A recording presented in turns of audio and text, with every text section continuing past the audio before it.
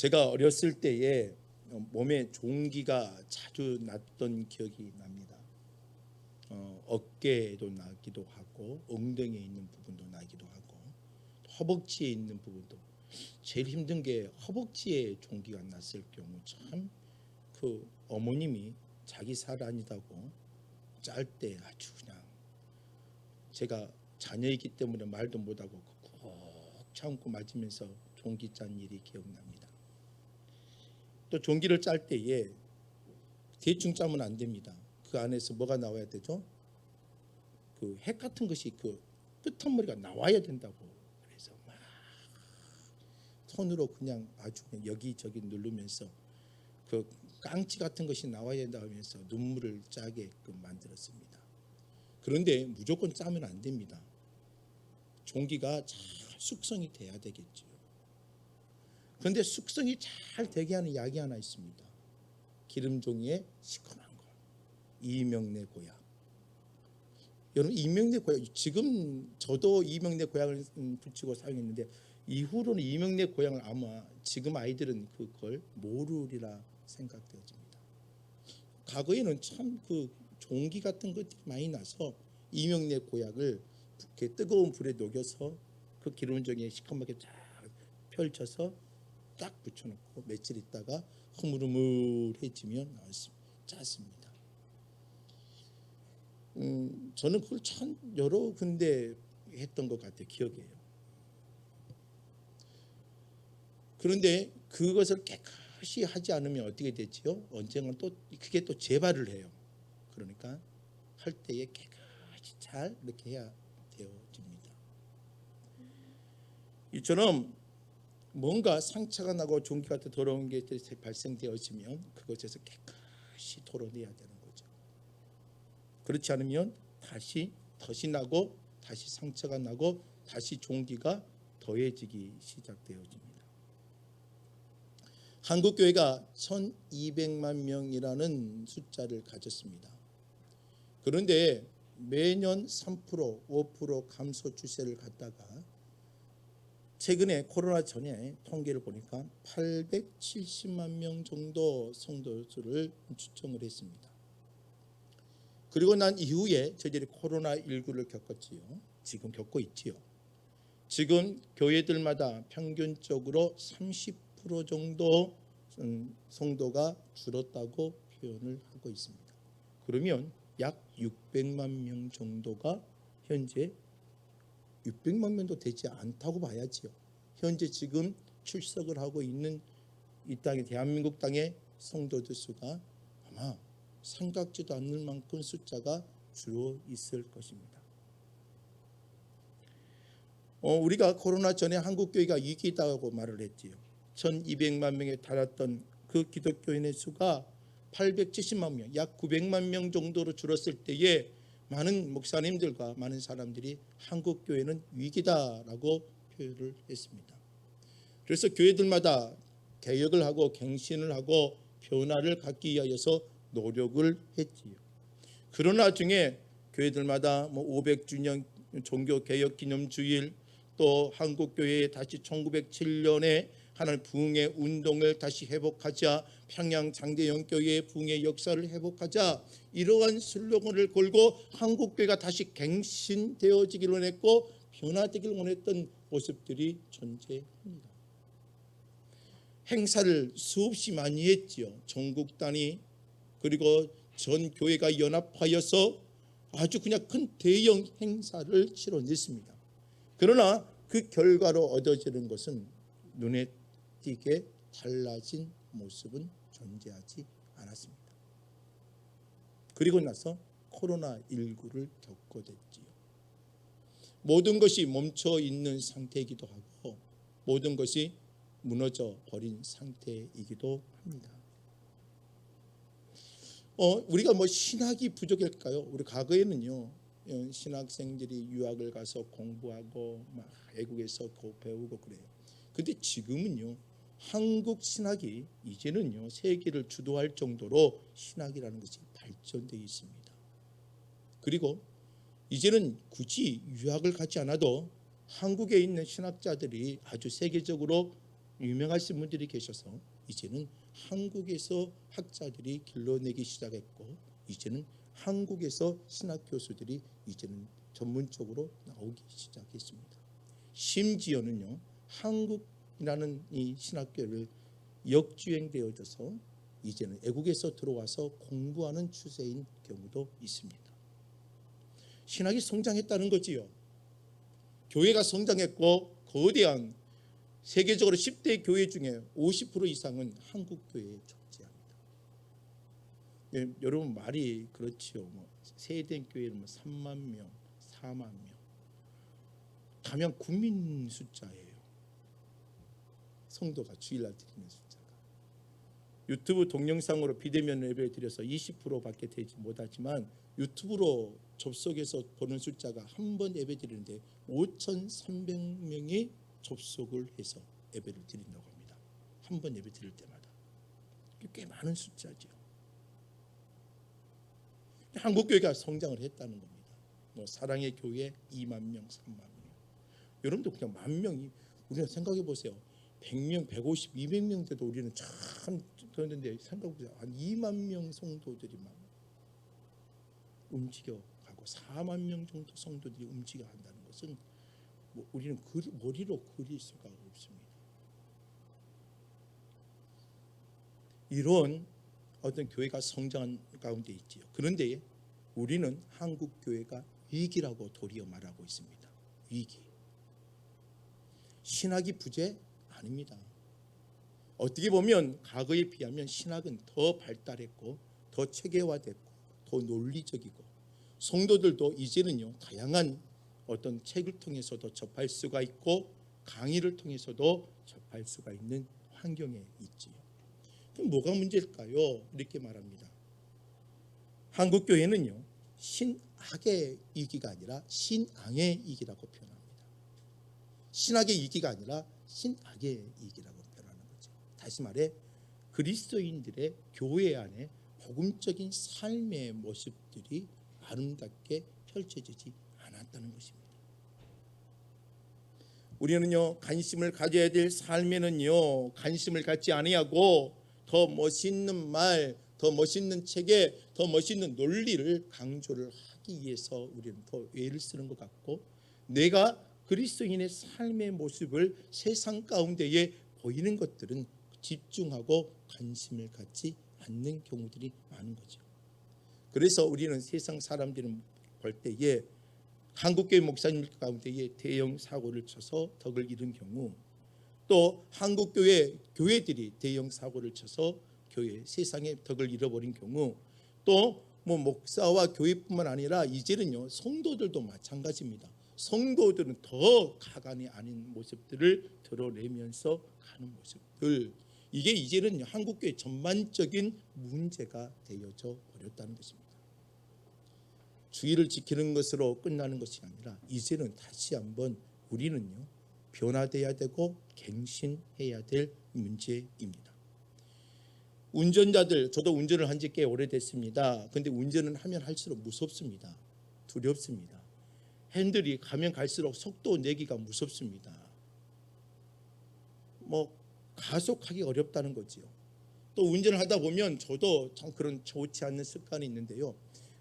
담양을 다니다 보면 막 새로운 가게들이 막 생겨요. 요새 여러분들 느끼는지 모르겠지만 담양에 가는 곳곳마다 뭐가 생겼습니까? 카페가 참 좋은 카페들 말이죠. 어머, 사람들 모이고 와 좋네, 환경이 좋네. 야, 요새는요 자연스러운 뷰를 넘어서 지금은요 그 건물 자체가 뭐예요? 그냥 젊은 사람과 커피를 마시는 사람에게 어떤 자연적인 어떤 그 상가들을 보여주고 환경을 보여주는 게 아니라 인위적으로 만들어 있는 어떠한 그 환경 속에서의 편안함을 추구할 수 있는 어떤 환경들로 카페들이 바뀌어져 가고 있습니다. 인위적으로 환경을 만드는 거죠. 과거처럼 테이블이 있고 의자가 4개 있고 그런 카페가 아니에요. 그냥 계단 옆에 그냥 벤치가 있고, 어떻게 보면 건물 안에 보면 어떤 거리를 돌아다니는 것처럼 자유롭게 차를 마실 수 있는 카페의 환경으로 바뀌어졌다는 겁니다. 과거처럼 테이블이 있고 4개가 딱 있고 의자 있고 그런 어떤 형식들을 탈피해서 자유로움. 아주 가서 보면은 소파도 아주 그냥 생각해 보면요, 이게 카페인가 할 정도로 아주 그 공간 자체가 어떻게 돼요? 어떤 새로운 그 안에 들어가면 아주 새로운 환경을 맞을 수 있는 환경들이 되어져 있다는 겁니다. 사람의 환경들이 막 달라지고 있는 거예요. 습관들도 달라지고 있고 형태들도 달라지고 있습니다. 오늘 저도 운전을 하다 보면 그런 것에 막 현혹이 되어져서 막 내 시야를 뺏길 때가 있고, 그러다 보니까 내 운전 습관이 자꾸 잘못되어져서 한순간 한순간 움찔하는 경우들이 존재하는 거죠. 운전을 시작하면 약 3년이 지나면 대표적으로 통계적으로 3년 정도가 가장 위험한 이고 사고율이 높아진다고 합니다. 왜요? 3년 동안 긴장을 하고 있다가 3년이 지나면서 무슨 일이 벌어져요? 야, 이제 몸에 적응도 됐고 차가 내 것이 되어졌고 차와 함께 일체가 되어져서 이 운전이 편해지기 시작하니까 이제는 마음대로 운전할 수 있다 생각해서 그때서부터 가속도 하게 되어지고 그냥 막 잘못된 어떤 행동도 해보게 되어지고, 그렇게 되다 보니까 사고가 많이 나오지고 뭐 안 좋은 일들이 생긴다는 거죠. 한국 교회도 마찬가지입니다. 급성장을 했어요. 거대해졌어요. 어떻게 보면은 한국 교회가 힘을 가졌어요.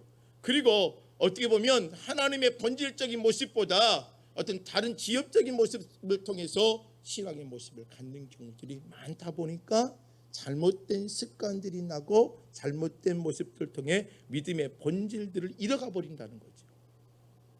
신앙의 문제가 아니에요. 여러분, 하나님의 말씀이 있고 신학이 존재하고 하나님의 거룩한 말씀 속에 살아가는 저와 여러분들 속에 이제는 뭐냐면 진정으로 이제는 하나님의 말씀을 토대로 해서 바른 신앙의 방향들을 가지고 살아야 된다는 겁니다. 그래서 믿음의 삶의 본질에 좀 집중하고 다시 한번 돌이킬 수 있는 삶의 환경들을 소유해야 된다는 거죠. 그래서 몇 가지를 여러분 앞에 제시를 하려고 합니다. 하나는 사람이 아니라 하나님께 좀 집중하십시다. 하나님께 집중하셔야 됩니다. 믿음이 신학이 하나님의 여러분들 이신칭이 뭐 섭리 성령의 역사요 하나님의 계획이요 하나님의 인도하심, 이런 수많은 신학적인 용어를 듣고 살아왔습니다. 뭐 전지전능 뭐 어디요 편지하신 부지하신 이러한 하나님에 대한 신적인 이름도 보는 것도 다 누려왔습니다. 그런데 중요한 게 뭐냐면 그 신학이 여러분들의 신앙으로 바뀌어져야 되는데 그게 되어지지 않아요.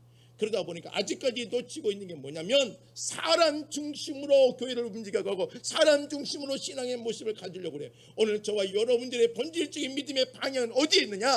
하나님께 집중할 때에 답이 나오는 것입니다. 제가 2달에 한 번씩 병원에 가서 혈압약을 받아옵니다. 그런데 가서 혈압약을 받으려면 누굴 만나야 돼요? 의사를 만나야 돼요. 그렇죠? 의사를 만나야 되는데 이게 가서 보니까 간호사하고 친해가지고 간호사하고 1시간 내내 이야기하고 왔어요. 이야 세상이 어쩌냐 하고 왔어요. 그리고 나서 약국을 가서 혈압약 주세요 하면 줘요, 안 줘요? 안 주죠. 뭐가 없기 때문에? 의사의 처방전이 없기 때문에요. 오늘 우리의 신앙이 그렇다는 거예요. 교회를 왔고 신앙생활을 하는데 예, 정작 만나야 될 분은 하나님이세요. 하나님을 만나고 하나님 앞에 은혜를 누리고 살아야 되는데 예, 정작 우리의 신앙의 포커스는 잘못 틀어져가지고 어디에요? 사람을 보고요, 환경을 보고요, 사람을 만나고 인간적, 여러분들 우리는 인간적 관계가 아니라 믿음의 신앙의 교제와 하나님의 관심의 중심에 서 있어야 되는데 예, 그걸 놓쳐버리고 사람에 따라 움직여지려 보니까 문제가 생기는 거예요. 신앙생활은 관계입니다.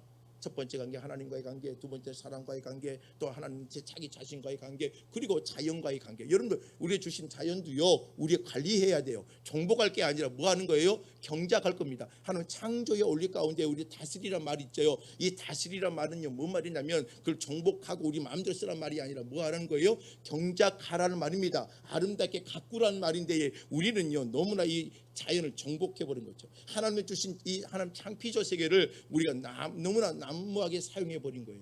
그래서 우리 신앙생활은요 관계 중심이에요. 그런데 아무리 사람도 좋고 뭐 세상에 좋고 뭐 인간관계도 좋고 자신관계 좋다고 할지라도 가장 중요한 관계는 뭐냐면 하나님과의 관계가 바르게 세워지지 않냐면 그 다음 뭐 관계들이 형성이 되지 않는다는 거예요. 바리새인들의 실수가 뭘까요? 바리새인도 신앙 열심히 했습니다. 여러분들 613가지의 율법을 정해놓고 하나 하지 말라 이러한 율법의 계명들을 만들어 놓고 얼마나 율법에 따라 살았습니까? 얼마나 율법에 준수하고 살았습니까? 예수님도 그 바리새인의 신앙의 열정을 인정했을 정도로 그들의 삶의 열정은 얼마나 아름답고 얼마나 보기 좋고 얼마나 귀합니까? 그런데 주님은 바리새인들의 모습을 보고 뭐라고 말합니까? 독사의 자식아 변화했고, 주님은 마지막에 예루살렘에 입성해서 무성한 그 무화과나무를 통해 뭘 해버렸습니까? 저주해버려서 그 즉시 말라 비틀어 죽는 그런 상황도 만들어 주셨습니다. 기도할 때 사람을 의식했고요, 기도할 때는요 나는 10의 1조를 드렸고요, 나는 거룩했고요, 간음하지 아니했고요 하면서 그 사람들이 모여있는 그 거리에서 자신들은 정한 시간에 두 손을 들고 자기를 의식하며 드러낼 수 있는 기도를 했어요. 주님은 그들의 신앙을 인정하지 않았어요. 왜요? 그들은 하나님께 집중하지 않고 사람에게 집중해버렸기 때문이에요. 오늘 마태복음 6장에도 말하죠. 1절에요. 사람에게 보이려고 그들 앞에서 너희의 의를 행하지 않도록 주의하라. 예수님이 말하는 것이 산상수훈을 통하여 다시 한번 복음의 진수, 하나님의 삶의 진수를 설명합니다. 율법의 삶이 무엇인가를 설명하는 거지요. 사람에게 보이려고 그들 앞에서 너희의 의를 행하지 말라. 분명히 성경은 말합니다. 그리하지 아니하면 하늘에 계신 너희 아버지께 상을 받지 못하느니라. 우리는 하나님의 은혜를 누려야 되잖아요. 그런데 우리의 신앙의 본질의 믿음의 방향 어디로 가야 돼요? 사람이 아니라 하나님께 나갈 수 있는 믿음의 본질의 신앙을 다시 회복하시기를 주의 이름으로 부탁을 드립니다. 우리가 신앙적으로 침체에 빠질 때도 있어요. 목사도 침체에 빠집니다. 침체에 빠진다는 말은 아주 좋은 표현이고, 진짜 안 좋은 표현은 뭐예요? 시험 들었다는 말이에요. 쉽게 말하면. 여러분들은요, 목사도 시험 들고 장로도 시험 들고 여러분들 권사도 시험 들고 모든 성도도 다 시험 들고 오래 다녔다고 해서 시험에 안 들고 하고 그런 게 없어요. 다 시험에 들을 수 있는 게 우리의 인간의 모습이에요. 그런데 그 침체에 빠지고 시험에 드는 그 주위의 원인은 뭐가 있냐면, 다양한 이유가 있죠. 목사님 저는 뭐 때문에. 여러분들 신방을 가서 보면은요, 제가 부목사 때요, 신방을 가서 보면 왜 교회 안 나옵니까? 뭐 때문에. 심지어는요, 교회가 문이 마음에 안 들어서 안 나오신 분도 있어요.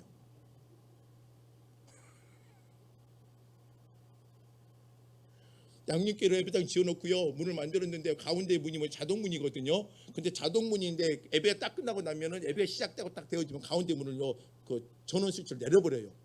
사람이 왔다 갔다 하면서 문이 확 열려버리니까. 그런데 어떤 분이 그렇게 하다가 문이 자동문이니까 예배 늦게 오다가 막 급히 오다가 이게 자동문이니까 뭐예요? 생각 없이 열리기 작하다가 쾅 부딪혀버린 거죠. 화가 나고 그대로 그 교회 집에 가버렸어요. 안 나오는 거예요. 가서 왔더니 왜 안 나오세요? 그냥 아무 말도 안 하는 거예요. 앞으로 안 나갑니다. 안 나갑니다. 절대 안 나갑니다. 목사님이 와도 안 나갑니다. 그러더라고요. 몇 번 갔지요. 원인을 알아야 처방을 할 거 아니에요. 그랬더니 뭐라 했다면, 문이 마음에 안 들어요. 당장 고쳐주세요. 그분 때문에 예배 시간에도 자동문을 끄지 않았습니다. 설교하기 전까지.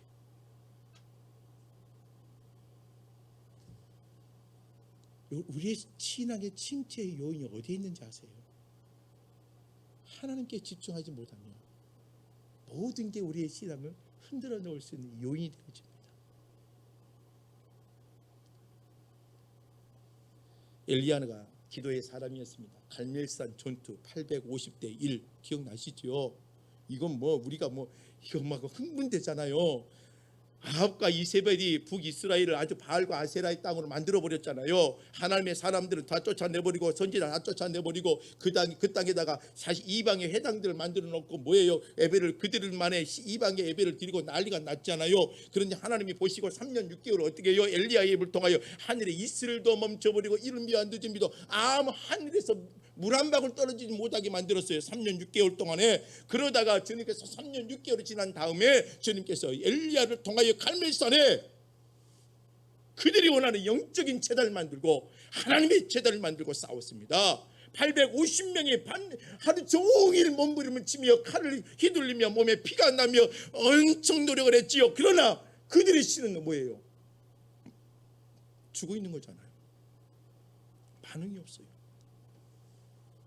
엘리야는 물을 붓고 고랑을 만들고 그리고 하나님 앞에 간절히 기도하는 순간에 하늘이 하나님의 불이 임해 그 제단을 태웠잖아요. 얼마나 기적 같은 일을 체험했습니까? 850명을 처단해 버렸네요. 야, 이런 기적 같은 일이 벌어졌어요. 엘리야는요 기대가 있었습니다. 이걸 보여주면은요 이세벨이 변화될 줄 알았습니다. 아합이 변화될 줄 알았습니다. 자, 여러분들 사람은요 쉽게 변해요, 안 변해요? 여러분 사람은 쉽게 안 변합니다. 여러분들 아무리 잘해줘도 안 변해요. 성령께서 역사해야 되죠. 이 엘리야는 기대를 했습니다. 이야, 하나님께서 살아 역사하니까 제단은 불도 태웠고 850명을 죽였고 이제 뭔가 이들이 북이스라엘 변화되겠구나 했는데 도리어 이세벨이 더 악해진 거예요. 그럼 누굴 잡으려고 그래요? 엘리야를 잡으려고 그래요. 군대를 보내요. 그러니까 순간적으로 엘리야가 뭐예요? 침체에 빠져버립니다. 침체에 빠져. 하나님께서 그렇게 불의 제단을 보여줬고 능력을 보여줬는데 순간에 이세벨을 바라보고 자기를 죽이려는 군대를 바라보는 순간에 그 순간에 자신은 낙심해버리고 시험에 빠져버려요. 이런 일 하려고 했습니까 하면서 무너져버린 엘리야. 왜요? 뭐 때문에요? 사람에게 집중했고 환경에 집중했기 때문입니다. 오늘 저와 여러분들이 집중해야 될 것은 뭐냐? 하나님을 바라볼 수 있는 믿음의 사람들이 되시길 주의 이름으로 달드립니다. 두 번째로는요, 육적인 생각을 버리고 믿음의 사고를 좀 회복하셔야 됩니다. 믿음의 사고. 오늘 로마서 8장에 우리 읽었지요. 육신을 따르는 자는 육신의 일을, 영을 따르는 자는 영의 일을 생각하나니, 육신의 생각은 사망이라고 표현하고 있습니다. 영의 생각은 생명과 평안이라고 말합니다. 육신의 생각은 하나님과 온수가 된다고 말합니다. 하나님의 법에 굴복하지 아니할 뿐 아니라, 자, 육신의 생각은요 하나님과 온수가 되어지고 하나님의 율법에 뭐 하지 못한다고요? 굴복을 잘 안 해요. 육신에 있는 자들은 하나님을 기쁘시게 할 수가 없다라고 딱 성경에 기록하고 있습니다. 자녀들 여러분들 키우다 보면 사춘기 겪는 자녀들 있지요. 사춘기 때 되면 어때요? 부모 말을 따라요, 안 따라요? 사춘기 때는요 그게 아주 그냥 모든 것이 자기 마음대로 하려고 하고 얼마나 고집을 피운지는 몰라요. 아무리 말해도 꺾어질, 부모의 말에 꺾어질 생각을 하지도 않아요. 문을 꽝 닫고 들어가고 문을 꽝 닫고 들어가고 또 문만 닫으면 괜찮아요. 그 문과 닫는가 동시에 뭐예요? 문을 잠가버려요. 아무리 두드려도 안 돼요. 악을 써야 그때도 문을 살짝 열어줘. 왜 그래요? 아무 일도 없었던 것처럼. 그럼 부모는 더 화가 나죠. 뭐야 하면서. 육신의 생각은 사람의 마음을 더 힘들게 하는 겁니다. 오늘 저 여러분들에게 믿음의 본질적인 방향은 뭐냐면, 아무리 힘이 들어도 믿음의 사고를 가지십시오. 믿음의 생각을 가지십시오. 오늘 성경의 믿음의 생각은요, 영원한 생명을 주시고 하나님과 하나가 되어지며 하나님과 온수가 되시 아니하며 하나님의 지혜를 갖는 겁니다. 여러분 마가의 다락방에 성령을 체험했던 예수의 제자들 한번 보시길 바랍니다. 그들이요 예수의 은혜를 가운데 성령의 체험을 했습니다. 마가의 다락방에 하나님께서 그들의 은혜를 주셨습니다. 그리고 그들이 예루살렘으로 다 흩어져 버립니다. 그리고 그들이 하나님의 말씀을 선포합니다. 더욱더 지혜로워졌고요, 더욱더 담대해졌고요, 더욱더 그들이 어때요? 강한 모습을 보이기 시작합니다. 왜요? 그들은요 예수가 십자가에 지기 전에 그들은 다 흩어졌던 자들입니다. 베드로 같은 자들은 어떤 자예요? 예수의 십자가 앞에 나는 베드로가 아닙니다, 나는 예수의 제자가 아닙니다, 나 아니라니까는요 하면서 예면했고 배반했던 자 베드로가 아닙니까? 그런데 그런 예수의 제자들이 성령의 은혜를 체험하고 그들의 생각 속에 육적인 생각들이 사라져요. 여러분들이 예수의 제자들 어땠어요? 예루살렘으로 예수님이 입성하니까는 호산나에 치며 나는 사람들이 얼마나 예수님을 환호했습니까? 예수님을 통하여 뭔가 새로운 나라를, 다시 로마를 뒤엎고 해방의 나라를, 유대의 나라를 만들 수 있겠다 생각하며 얼마나 기가 막히고 흥분했습니까? 그런데 며칠도 되지 않아서 예수를 죽이라 했습니다. 그때에 제자들이 뭐 한지 아세요? 제자들끼리 모였어요. 내가 좌편이냐 네가 우편이냐, 예수의 나라가 되면 내가 좌편이다 우편이다 하면서 아주 육적인 생각을 갖고 인간적인 하나님의 나라를 생각하고 인간적인 예수의 나라를 생각했던 거죠. 이건요 자기들 망가뜨리는 거예요. 그러나 부활하신 예수를 만난 그들은 삶은요 그 육적인 생각, 세상의 나라를 다 잊어버리고 하나님의 나라로 다시 그들의 심령 가운데 뜨거워져서 목숨을 다하고 순교하며 하나님의 말씀을 선포하는 자리로 갑니다. 매를 맞아도 무너지지 아니하고, 여러분들 바울은요 매를 맞고 착고에 메우고 그가 입술에는 기도하며 찬미하는 신앙의 자세가 있었고, 베드로는 어때요? 십자가에 거꾸로 순교하는 그 순간까지 무너지지 아니하고 온전히 주의 말씀을 선포하며 믿음의 길을 가고, 도르가라는 여인은요 자신의 모든 것들을 헌신하며 가난한 여인을 붙잡아주며 믿음의 삶을 살아가고, 어떠한 핍박이 있어도 어려움이 있어도 초대교회 성도들 서로 협력해가며 그들의 마음을 나누며 움직여갈 수 있는 아름다운 믿음의 모습들, 그 안에는 뭐가 있었어요? 영적인 믿음의 생각이 그들을 중심으로 잡고 있으니까 그들의 삶은 달라지는 겁니다. 다윗 있죠. 다윗은요 진짜 대단한 사람이에요. 자, 누가 나를 와가지고요 막 건드려요.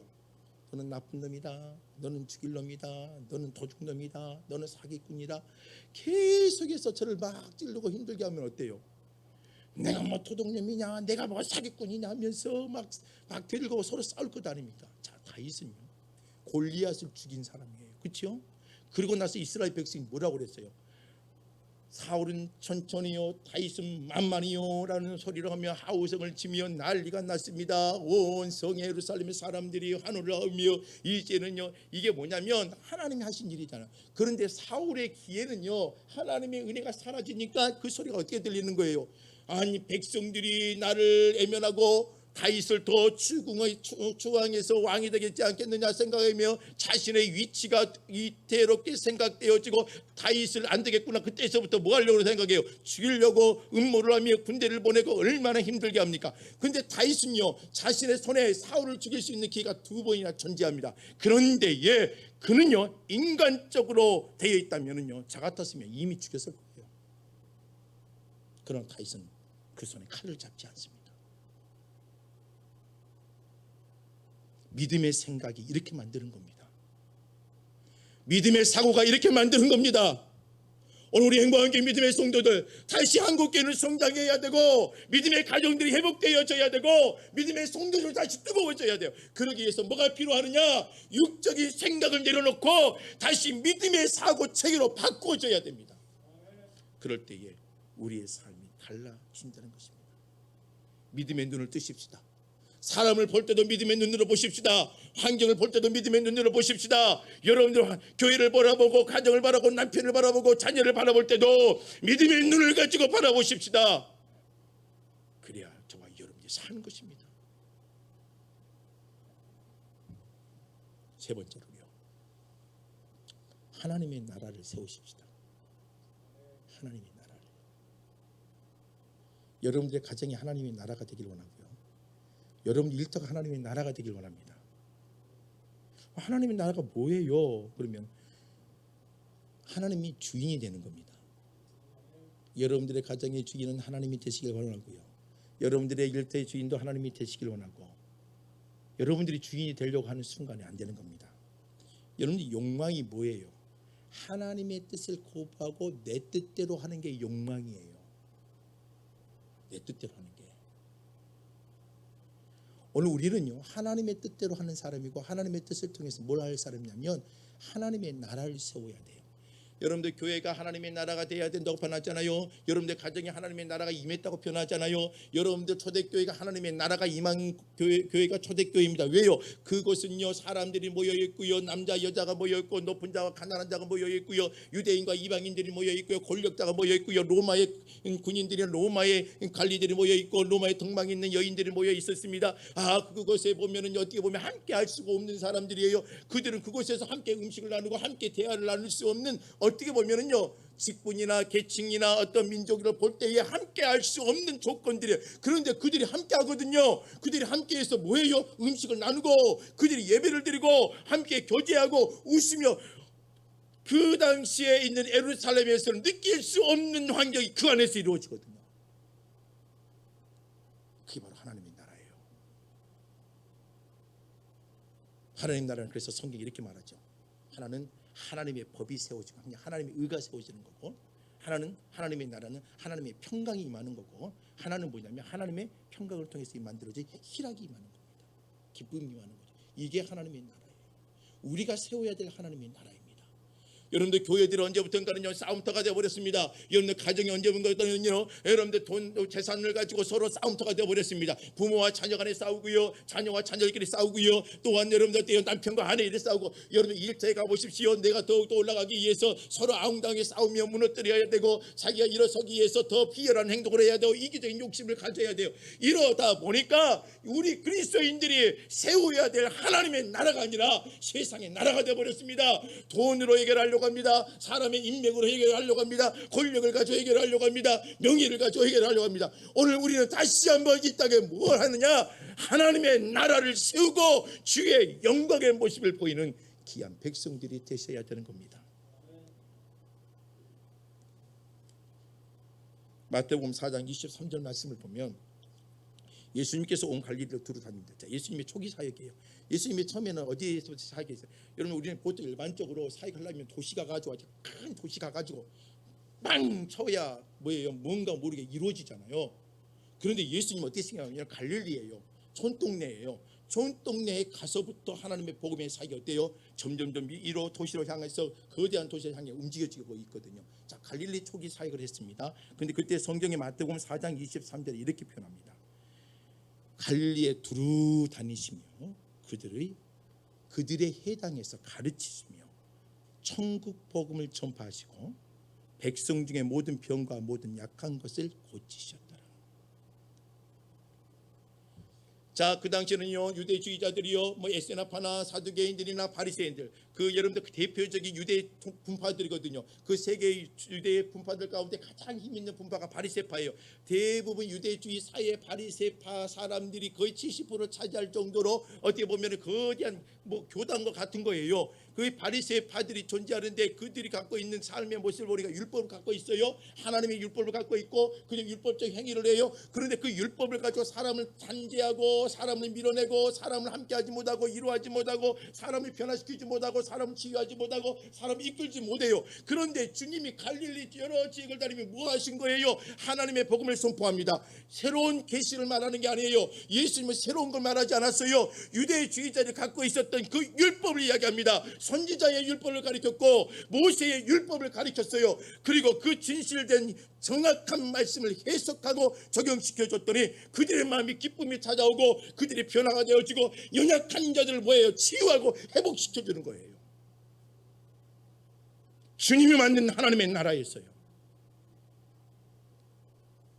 율법이 그들의 어깨를 무겁게 만들었지만 주님은요 그 율법을 통하여 그들의 어깨를 가볍게 만들었고, 바리새인과 유대주의자들 그들의 율법을 통하여 정죄했고 사람을 마구 잡아버렸지만 예수는 어때요? 병자들을 치유하고 연약한 자를 치유하며 그들에게 희망과 소망을 집어넣어 주신 거예요.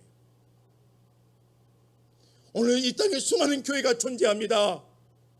수많은 성도들이 존재합니다. 오늘 다시 왜 우리 본질적인 믿음의 방향으로 가야 되느냐? 이 땅의 교회가 희망이거든요. 여러분들이 희망이거든요. 여러분들이 통해서 하나님의 나라가 세워지지 않으면 이 땅은 무너질 수밖에 없어요.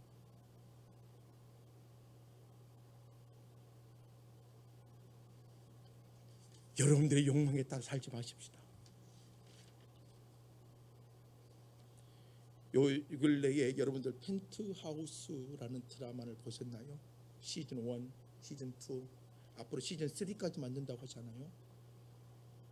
그 드라마가 인기가 아주 막 30% 막 엇것없이 막 인기 상영 가운데 끝났습니다. 근데 그걸 보고 있으면 화가 나요. 화가 납니다. 어떻게 보면 인간의 욕망을 갖고 아주 비참한 모습들이 보이는, 인간의 추잡한 모습이 보이는 내용들 다 담아져 있어요. 이게 우리 교회의 모습이 아닌가? 이러면 우리 죽습니다. 다시 예수의 복음을 통해서 이 땅의 교회가 희망이 될 수 있도록 진정으로 하나님의 사랑과 은혜와 복음의 능력들을 선포할 수 있는 귀한 교회가 되기를 원하고 성도가 되기를 원합니다. 말씀을 정리합니다. 여러분은 어떻게 사시렵니까? 땅에 있는 지체를 죽이며 하나님의 나라를 세우기 위해서 또 본질적인 믿음의 아름다운 모습들을 회복하며 나가기를 원하는 마음으로 다시 한번 전진하기를 원합니다. 그러기 위해서 세 가지 말씀드립니다. 사람이 아니라 하나님께 집중하십시다. 육적인 생각이 아니라 믿음의 사고로 여러분들 모든 걸 보시길 바랍니다. 세상 나라의 개념이 아닌 하나님 나라를 세우겠다는 사명감을 가지고 사시길 바랍니다. 그러면 내 욕망은 죽고 하나님의 뜻에 집중할 수 있는 믿음의 백성들이 될 수 있습니다. 기도하겠습니다.